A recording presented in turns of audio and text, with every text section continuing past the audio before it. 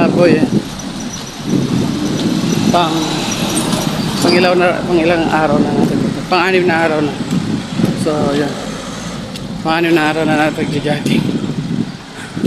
So, maaga nga tayo nag-jogging ngayon kapalaboy dahil siyempre may BS tayo. Tsaka isa pa guys, kailangan natin yan sa buhay. Kailangan natin sa Holy Spirit natin sa ating hindi lang sa ating katawan, pati sa ating Holy Spirit. Ayun. So yun guys, inagahan ko ng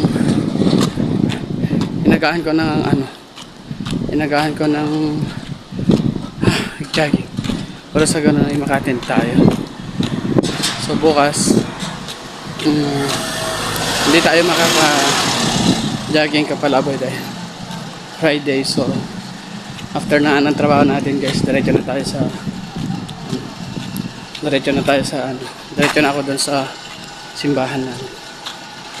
Kaya day off bukas ang pag-jogging. So kesa na ulit tayo sa Sabado at pang-anim na araw na ito kapalaboy dahil ang hirap palang mataba.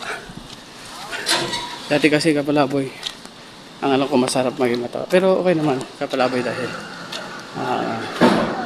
siyempre malusog ka. So hindi naman totally ako mataba kapalaboy. Malaki lang yung tiyan ko. Yun ang paliliitin natin. So paano ba yun kapalaboy? Dito na lang. Salamat sa inyong panonood. Thank you so much. Bye!